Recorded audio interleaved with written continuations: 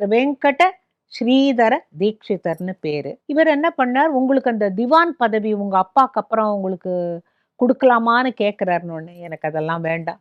எங்க அப்பா வச்சிருக்கிற சொத்தையும் நான் எல்லாத்தையும் தர்மத்துக்கு பண்ணிட்டு, நான் இப்படி போகப் போறேன். எனக்கு மனசு எங்க பிடிக்கிறதோ. திருவிடைமருதூர் மகாலிங்கத்த பார்த்த உடனேவே அவருக்கு மனசு அப்படி ஒரு ஈடுபாடு அந்த சுவாமி கிட்ட.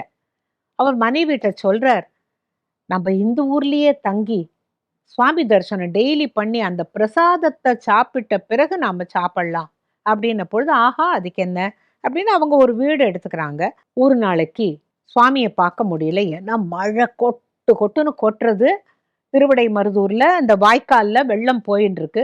மனைவி சொல்றாய், வேண்டாம் நீங்க இப்ப இந்த இதுல வெள்ளத்துல நீங்க எப்படி போவீங்க, அடிச்சுன்னு போயிடுத்துன்னா கஷ்டமாச்சே அப்படிங்கிற போது, ஒரு சாயங்காலம் ஒரு 6-6:30 மணி இருக்கும்.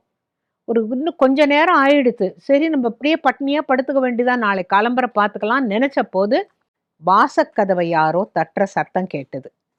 அவர் மெதுவா போய் திறந்து பார்த்தா, அந்த மகாலிங்க சுவாமியோட கோவில் பூஜை பண்ற அர்ச்சகர் கையில பிரசாதம் எடுத்துட்டு வரார்.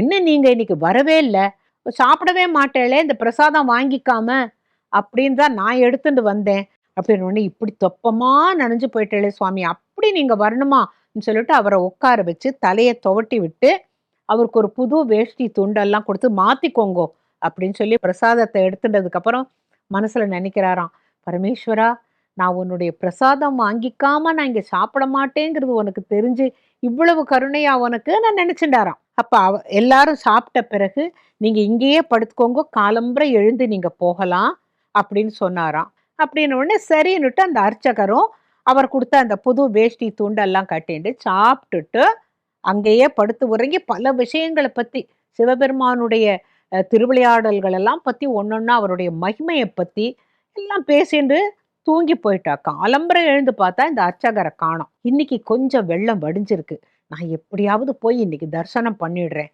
அப்படின்னு சொல்லிட்டு அவர் போயிருக்கார். இந்த அம்மா வீட்டுல சமையல் பண்ணிட்டு இருக்கிறாங்க. இவர் கோயிலுக்குள்ள போய் அந்த மகாலிங்க சுவாமியை பார்க்கறாராம். அவருக்கு என்ன தோன்றதோ தெரியல. மகாலிங்க சுவாமி ரொம்ப டயர்டா அவருக்கு கண்ணுக்கு தெரிஞ்சாராம். அப்புறம் அந்த அர்ச்சகர், என்ன நீங்க நேத்து வர முடியல போல இருக்கு, நான் நினைச்சுட்டேன் ஐயோ நீங்க பட்னியா படுத்துருப்பேள், ஏன்னா நீங்க இங்க பிரசாதம் வாங்கிக்காம சுவாமி தரிசனம் பண்ணாம சாப்பிட மாட்டாளேன்னு பொழுது இவர் சொன்னாராம், இல்லையே நேத்து நீங்க தானே வந்தீங்க. அர்ச்சகர் சொல்ற, நானா உங்க வீட்டுக்கா? இல்லையே நான் வரவே இல்லையே, நான் இங்கே என்ன படுத்துன்னு தூங்கிட்டேன் அப்படின்ன போது, அவர் திடீர்னு சுவாமியை பார்த்தா சுவாமியோட இடுப்புல அவர் கொடுத்த வேஷ்டியும் துண்டும் இருந்ததாம்.